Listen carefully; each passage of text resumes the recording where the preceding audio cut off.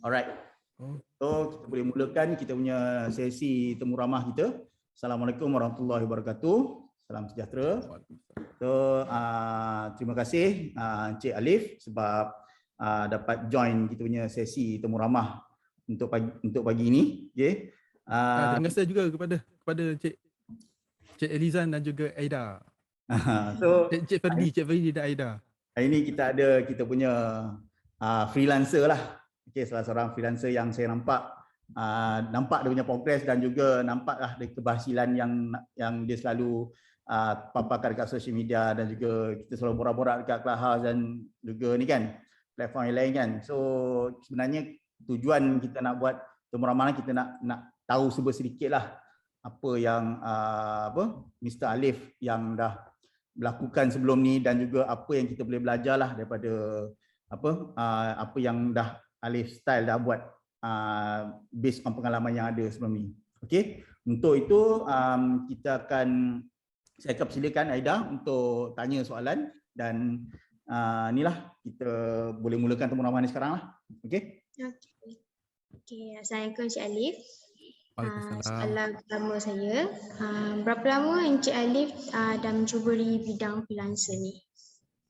Kalau untuk freelancer ni saya ada dua fasa lah. Satu fasa sebagai part time, satu lagi sebagai full time.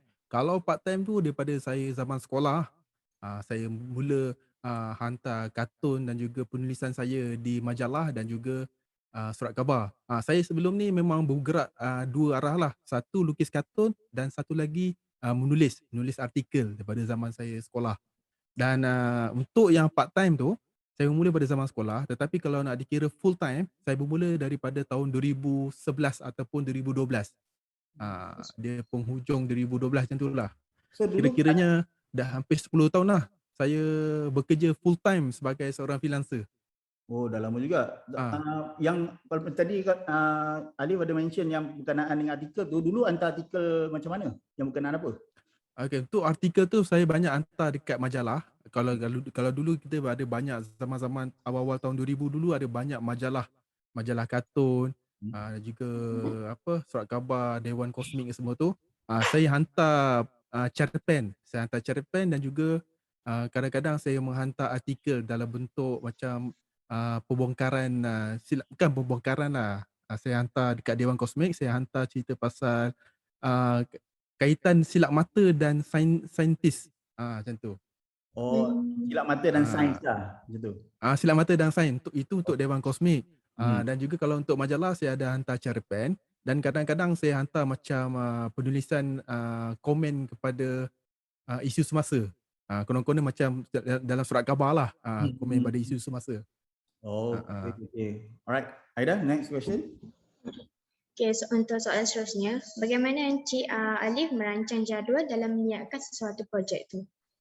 Okay, untuk jadual tu, sekarang ni kita dah ada macam-macam software dan juga teknologi. Kalau dekat website freelance sendiri pun, diorang dah ada sediakan schedule kita, timetable kita secara automatik. Contoh kalau klien ni order kita, automatik kita boleh setting lah. Macam saya setting dalam 4 hari ataupun 5 hari. So bermula selepas diorang order tu, dia punya countdown deadline tu 4 hari dia kira. So dekat sistem tu kita sistem tu lah yang jadi kita punya kita panggil assistant. Assistant tu auto lah. So kita tengok je. Biasanya dalam 4 ke 5 hari lah.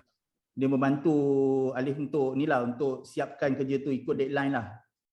Ya betul. Sistem tu memang penting sebab kalau kita just ingat dalam kepala saja ataupun kita tulis tu memang agak membantu lah. Tapi ada setengah orang dia macam saya perlukan sistem yang online sebab bila online dia kalau benda tu dalam 12 jam nak deadline tu dia akan ada tukar warna merah, warna kuning. So kita senang nak alert lah. Dia akan keluar notifikasi. So sekarang saya punya sistem, saya punya jadual kerja saya banyak diuruskan oleh sistem automatik lah secara online. Okay. Alright, terima kasih. So next question. Okay, soalan seterusnya, adakah Encik pernah merasa tertekan dengan projek yang Encik terima?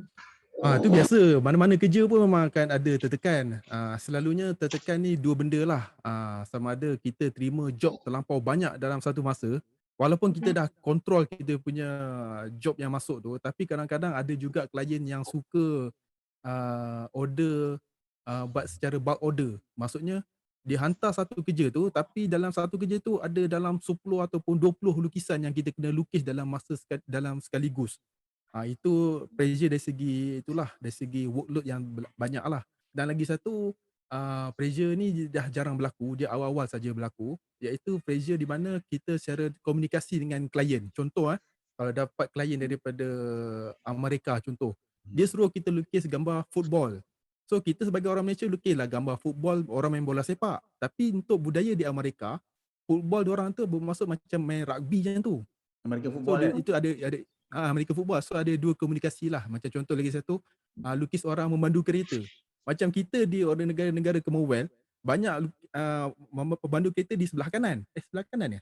Sebelah kanan. Tapi kalau di Amerika sebelah kiri. Jadi itu pun selalu berlakulah pada awal-awal saya jadi freelancer, tapi bila dah lama kelamaan saya dah biasa dengan budaya negara yang biasa berurusan dengan saya, benda tu dah semakin berkurang lah. Jadi saya punya tekanan tu lebih banyak kepada tekanan kerja yang workload yang terlampau banyak dalam secara tiba-tiba.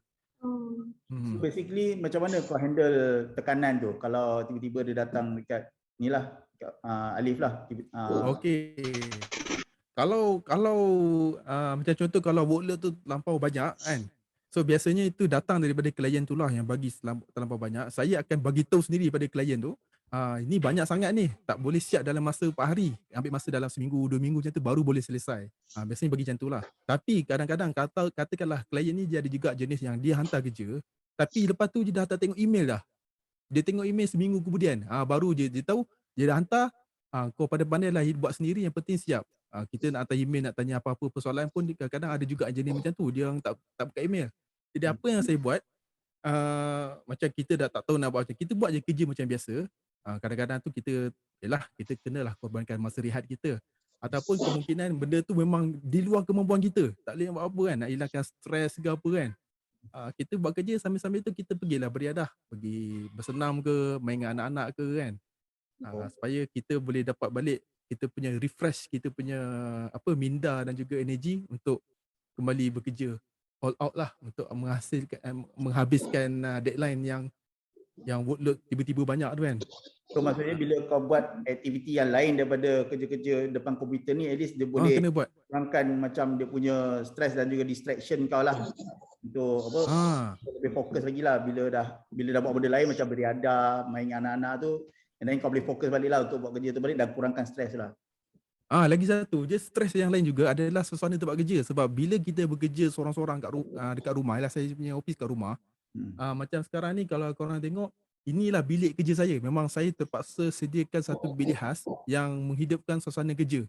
Saya tak boleh nak bekerja dekat ruang tamu apa semua, nanti buat kerja main-main. Jadi memandangkan bilik ni saya seorang saja kat rumah, saya kena ada sesuatu yang menjadi peneman saya kat office, kira macam office mate saya lah. Apa yang saya buat, saya pasang radio ataupun pasang YouTube ataupun pasang mana-mana audio bunyi-bunyian sebagai peneman saya untuk menghilangkan stres. I see. Okay. Alright. So next question ni lah. Okay, soalan seterusnya, sepanjang Cik jadi freelancer ni, pernah tak kena scammer daripada mana-mana klien? Scammer tu rasanya sepanjang 10 tahun ni mungkin pernah, tapi amat jarang sekali lah. Mungkin sekali dua je kot. Mostlynya lebih kepada komunikasi lah, kesilapan miscommunication. Miscommunication Alright. Tak ada scammer lah, tak pernah. Tak pernah lagi Okay. Soalan terakhir apa tips yang Cik boleh kongsikan dekat orang-orang yang nak ceburi bidang freelancer ni? Dia sebenarnya rezeki ni dia masuk banyak pintu lah. Ada yang masuk dalam melalui gaji pendapatan tetap. Ada juga yang masuk macam saya, yang tiada pendapatan tetap tapi masuk berdasarkan job-job yang kita masuk setiap hari itulah. Jadi untuk nasihat saya pada orang lain yang baru nak mencuba ataupun orang yang dah mencuba buat freelance dan tiba-tiba rasa macam down, nak kembali bekerja pendapatan tetap, itu pada saya kita kena percaya rezeki ni akan sentiasa masuk. Rezeki ni dia macam jodoh, macam mati semua tu lah. Kita mati tu confirm mati. Jodoh tu kalau ada jodoh confirm dapat jodoh tu. Macam tu juga dengan rezeki. Yang penting kena usaha. Kita tak kira lah kerja pendapatan tetap ke, kerja freelance ke apa. Yang penting buat benda tu betul-betul. Walaupun freelance, lukis kartun, walaupun sekadar lukis kartun, buat kerja tu betul-betul. Kita anggaplah macam apa benda yang kita buat ni benda yang serius dan punca pendapatan kita lah. Yang penting kena handle benda tu betul-betul lah, jangan main-main lah. Okey. Rasanya Aida dia dah settle ke soalan. So aku ada soalan bonus lah untuk Ada bonus juga. soalan bonus. Okey. Dari segi apa yang Alif dah buat sekarang kan, in terms of freelancing kan, apa yang Alif akan nampak dalam dunia freelancing ni dalam masa 3 ke 5 tahun lagi? Okey, buat masa sekarang ni apa yang saya perhatikan lah, untuk generasi baru ni, kebanyakan mereka diorang lebih suka bekerja sendiri. Saya tak tahulah bekerja sendiri tu sama ada mungkin diorang nak berniaga ataupun diorang nak buat kerja gig ekonomi macam yang saya buat. Tapi apa yang saya nampak, apa adanya wujud kumpulan yang remaja yang baru ni, ramai yang memilih untuk tak nak bekerja dengan orang. Diorang lebih memilih untuk bekerja sendiri dan buat freelance. Jadi pandangan saya untuk pada masa hadapan, bidang kerja freelance ni akan makin berkembang dengan wujudnya lagi banyak pasaran platform freelance online dan juga itulah kemudahan-kemudahan online ni. Tu benda tu akan makin berkembang lah. Saya rasa akan makin berkembang lagi, lebih-lebih lagi zaman COVID ni. Makin ramai orang yang mula bekerja sendiri. Betul, sebab semenjak COVID ni melanda kan, kira ni macam banyak orang dah start bekerja dari rumah dan orang dah bertumpu pada kerja online lah. So freelancer ni sebenarnya nampak sebagai tools dan juga platform yang mana orang boleh bekerja sendiri tanpa datang ke pejabat dan juga dengar arahan daripada bos dekat office tu kan. Betul lah. Lagi satu saya nak tambah, untuk sebagai freelancer ni, yelah sebagai freelancer tak ada biasanya orang risau pasal penambungan, simpanan hari tua. So untuk sebagai freelancer ni, duit tu kita kalau boleh jangan boros lah. Dapat duit tu kena tahan, simpan dalam 2 akaun lah. Satu akaun untuk kita sama ada kita nak melabur ataupun kita nak simpan saja dalam bank. Yang penting benda tu kena ada. Sebab kita ni tak tahu kan kalau tiba-tiba kita sakit ke ataupun kereta rosak ke kan tiba-tiba kan. At least kena ada simpanan tu lah. Maksudnya pengurusan kewangan tu penting jugalah, even sebagai seorang freelancer pun kan. Sebab kita tak tahu kadang-kadang kita perlukan duit tu untuk kecemasan, kita nak gunakan duit untuk belanja harian ke kan. So bila kita dapat duit daripada job freelance tu, jangan kita spend semua, betul tak? Betul, jangan spend semua. Kita kena beringat lah, dan saya cadangkan elok kita simpan lah dekat mana-mana benda yang kita boleh, kita panggil apa tu, pelaburan. So bila kita dah, macam saya freelance, saya buat 2 pendapatan. Satu pendapatan yang dapat makan gaji hari, satu lagi pendapatan untuk makan gaji yang passive income. So gaji hari tu gaji hari lah, kita kerja penat semua, lukis setiap malam, setiap hari siang malam. Satu lagi gaji passive income, maksudnya kita lukis sekali ataupun kita buat kerja sekali dan pendapatan tu akan sentiasa masuk sepanjang masa. So kita kena ada backup planning lah. Okey, rasanya semua soalan yang kita prepare ni yang nak tanya dekat Alif sebenarnya dah terjawab. So basically kita orang ucapkan terima kasih banyak-banyak lah sebab luangkan masa yang tak seberapa ni. Okey, minta boleh abaikan distraction kat belakang ni. Ni ya. So thank you again. So insyaAllah nanti kalau ada apa-apa yang kita orang nak tahu lagi, insyaAllah kita boleh kita tanya lagi apa. Boleh. Okay. Ya, kan pendek je kan. Terima kasih kepada Feridi dan juga Aida kerana sudi bertanya. Okay. Harap apa yang saya kongsikan ni dapatlah sedikit memberi banyak manfaat. bantu sebab actually memang kita nak tahu jugalah daripada sisi seorang freelancer tu macam mana, dan at least kita orang dapat belajar dan share something lah pada semua orang yang memang nak tahu berkenaan dengan career ni. Sekejap, ini rekod ni memang tak share pada public kan? Mungkin akan edit sikit. Mungkin Ah, ada okey, untuk cerita pasal scam ni, cerita pasal scam, Hmm. saya baru teringat, apa nama, macam kalau kita nak buat deal perniagaan ke apa, dicarankan walaupun kita ambil buat freelance kena daftar SSM. Paling kurang lah Betul enterprise, paling betul. kurang. Sebab sekarang ni LHDN kalau kita buat perniagaan online sekalipun, kena ada daftar SSM. Kalau kantoi memang kena saman. Sama ada 5,000 apa tak tahu lah. Tapi dan SSM tu kena tulis dekat website kita lah. Dan satu Ah, lagi kelebihan SSM tu, kalau kita buat deal dengan syarikat kerajaan ke apa kan, hmm. kalau tak ada SSM, orang tengah kerajaan tu dia akan makan duit kita. Sebab dia kerajaan ni Betul. kalau nak transaksi duit, dia orang akan mesti melalui akaun perniagaan. Kalau kita tak ada akaun perniagaan, dia akan guna orang tengah dan orang tengah tu dia akan makan duit kita. Memang banyak lah.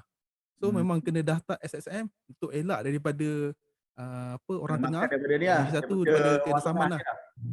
lah. SSM tu penting. Betul betul betul. Itu lupa Itu nak yang tambah. rasanya sangat apa yang perlu tu, sebab banyak orang tak tahu yang freelancer ni, dia ingat income tu dia masuk dekat akaun peribadi je. So nampak macam profesional lah bila kita tak ada akaun SSM ni, sebab banyak kelebihan lah kalau kita ada akaun SSM dan juga akaun bank company kan. Senang. Nanti kalau macam isu percukaian, sebab tadi saya baru settlekan isu cukai isteri saya. So kalau kita ada akaun ni apa semua, senang. Benda tu nak dirujuk senang. Memudahkan kita jugalah. Alright. So rasanya sampai setakat ni je kita punya kita punya temu ramah ni. So terima kasih banyak Cik Alif. Okay. Semoga apa yang Alif buat ni akan mendapat keberkatan dan juga lebih lagi berjaya, dan juga kita doakan sama-sama lah supaya Cik Alif ni boleh lebih maju ke depan di masa-masa akan datang. Okay. InsyaAllah. Saya juga doakan begitu juga pada Encik Ferry dan Aida, dan khususnya pada Elizan. Okay. Betul sebutan saya Elizan Cik Aida nak cakap apa-apa ke Cik Alif? Saya nak cakap terima kasih sebab luangkan masa dengan kami. Sama-sama Cik Aida. Okey. Itu saja. Assalamualaikum warahmatullahi wabarakatuh. Waalaikumsalam warahmatullahi wabarakatuh.